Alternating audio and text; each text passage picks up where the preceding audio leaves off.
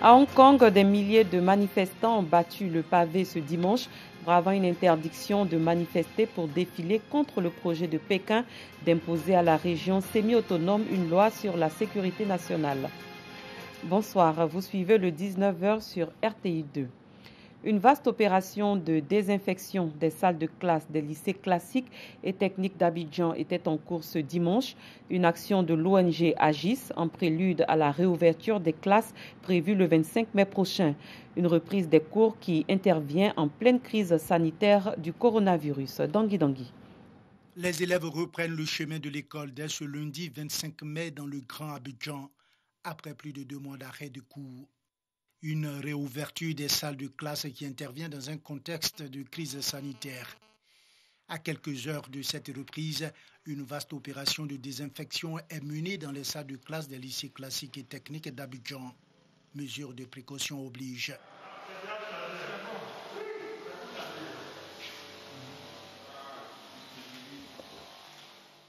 Nous sommes très ravis et nous voulons rassurer donc les élèves et le personnel enseignant pour dire que grâce à cette bonne volonté, nous sommes prêts pour les accueillir et pour les protéger.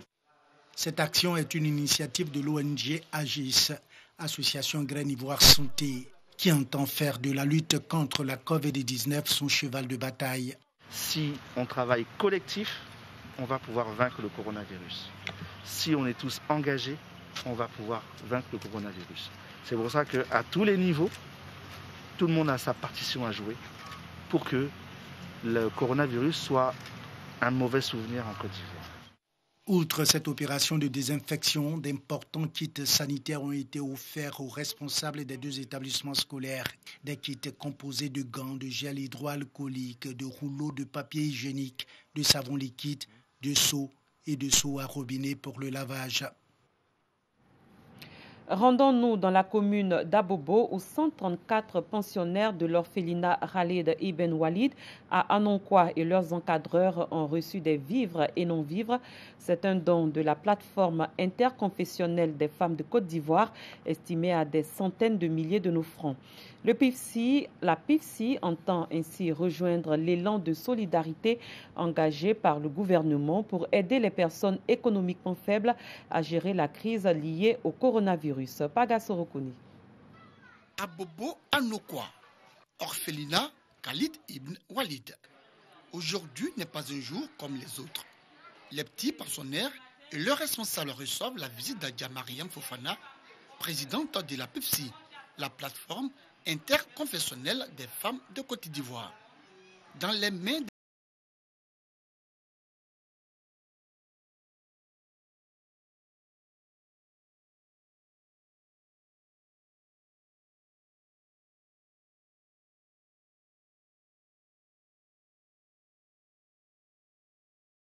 mais aussi kits alimentaires.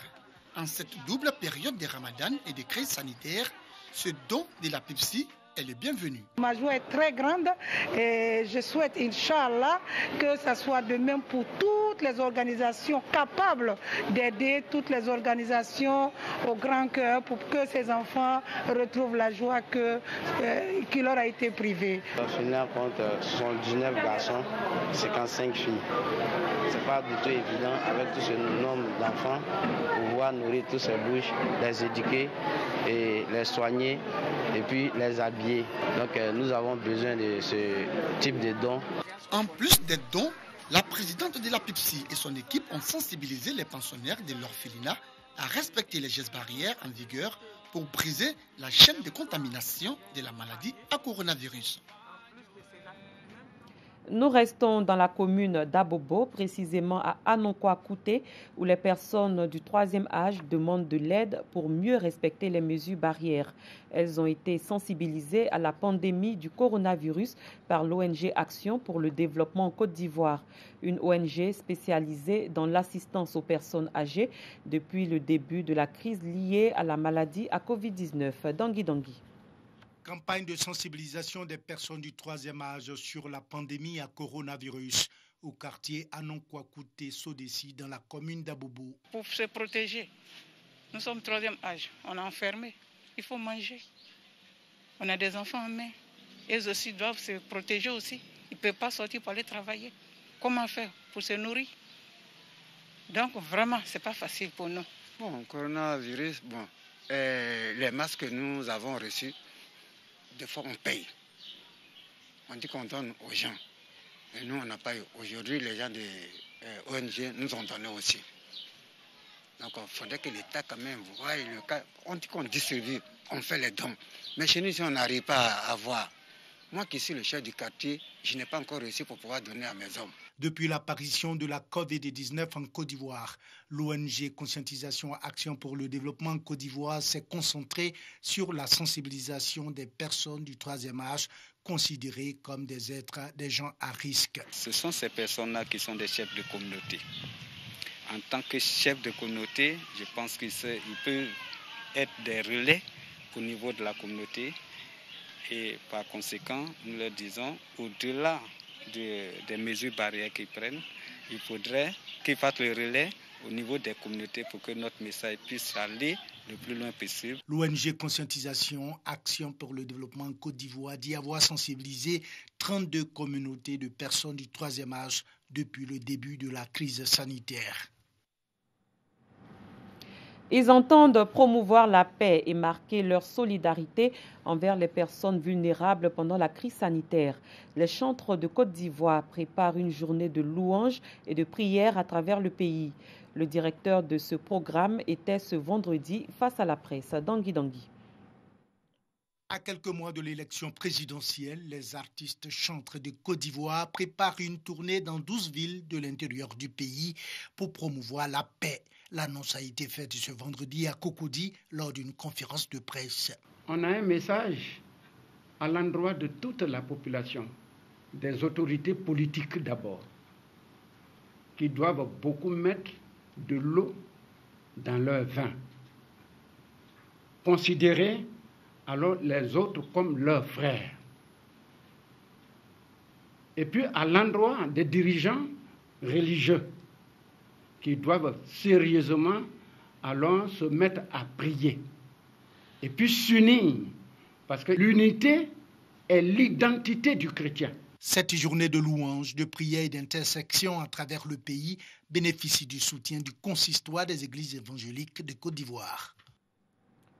Ce dimanche 24 mai 2020, la Côte d'Ivoire enregistre 10 nouveaux cas d'infection à coronavirus sur 484 tests prélevés, soit 2% de cas positifs.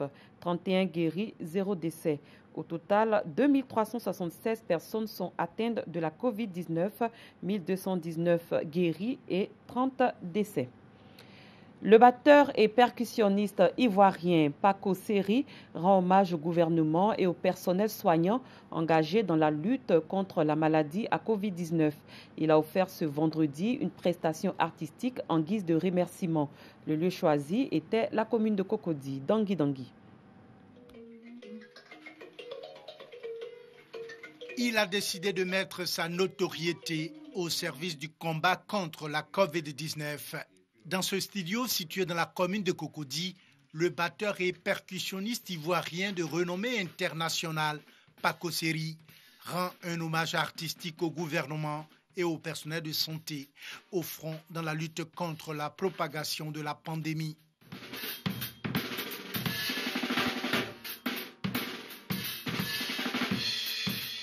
Une demi-heure de prestation clôturée par un message de gratitude à l'égard des autorités ivoiriennes, du corps médical et de tous ceux qui travaillent au quotidien pour contrer la pandémie de la COVID-19 en Côte d'Ivoire. Je voulais en tout cas remercier encore l'État, le gouvernement qui se mobilise vraiment pour que les choses soient bien et pour qu'on soit tranquille pour le futur des enfants, nos enfants futurs. Donc je voulais remercier tous les aides-soignants, les médecins, en tout cas tous ceux qui se mobilisent pour cette pandémie pour que les choses soient bien. En tout cas, merci à vous. Paco Seri n'encourage pas seulement le gouvernement à poursuivre ses efforts. L'artiste invite également les populations à adopter les gestes barrières contre la propagation de la pandémie. 150 familles vivant dans les communes d'Adjamé, Yopougon et d'Abobo ont reçu des vivres composés de bœufs, poulets, riz et huile. C'est un geste des ONG Nour al-Islam et Foi pour servir pour leur permettre de passer une bonne fête de Ramadan tenue hier. Dangui. Comment aider les économiquement faibles à passer une belle fête de Ramadan? C'est la question qui a guidé cet acte de générosité posé ici à Williamsville par la présidente de l'ONG Foi pour servir.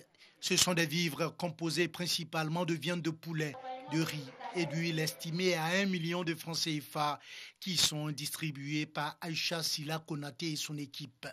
Aujourd'hui, nous avons choisi aisément la commune d'Adjamé pour venir partager ces quelques kits-là avec eux, pour leur permettre vraiment de passer les fêtes dans les meilleures conditions. Comme je l'ai dit tantôt, vu que cette crise à coronavirus-là a rendu la population encore plus vulnérable qu'elle n'était déjà.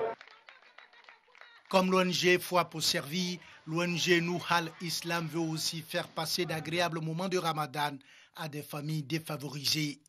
Un bœuf a été immolé et la viande est distribuée à 50 familles. Ce n'est rien d'autre qu'une interpellation au sens général à tous les musulmans à travers le monde afin qu'ils puissent prendre connaissance en l'occurrence de la valeur que l'islam prône.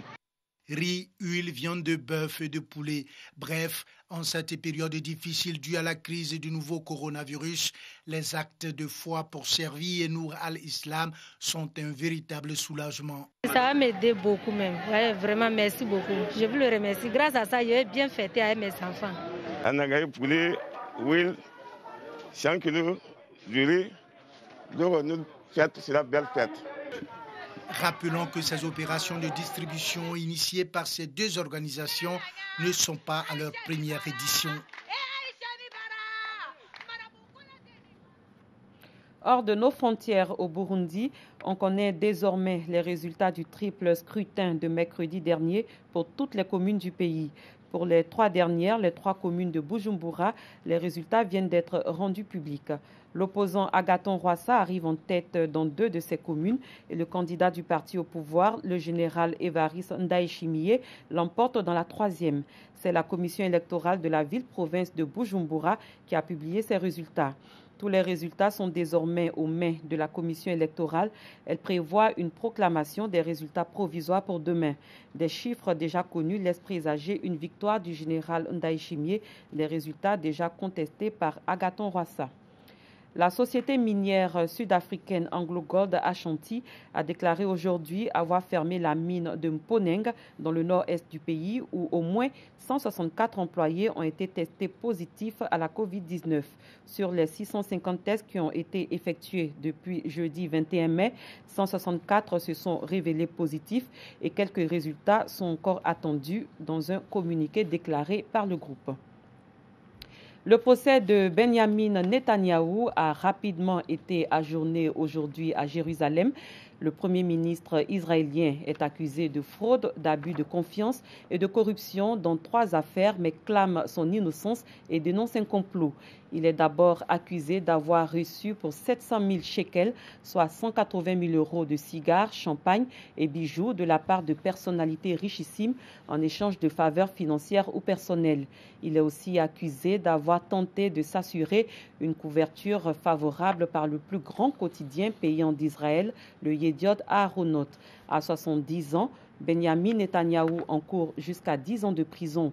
C'est une première en Israël. Avant lui, aucun Premier ministre en exercice n'avait été jugé dans l'exercice de ses fonctions. Ehud Olmert, l'ancienne étoile du Likoud, avait été inculpé pour corruption, mais après avoir démissionné de son mandat de Premier ministre.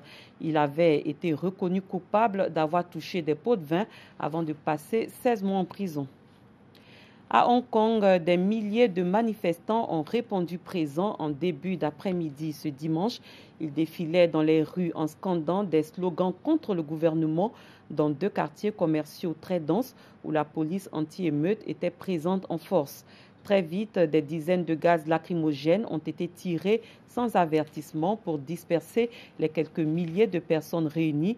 Puis tout le reste de l'arsenal anti-émeute a également été déployé, gaz poivre, mais aussi les canons à eau et les fourgons blindés.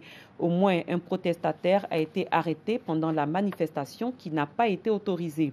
Au départ, il y avait eu de nombreux appels à se rassembler dimanche après-midi pour s'opposer à un projet de loi qui va imposer au Haut-Congais de respecter le drapeau et l'hymne national chinois.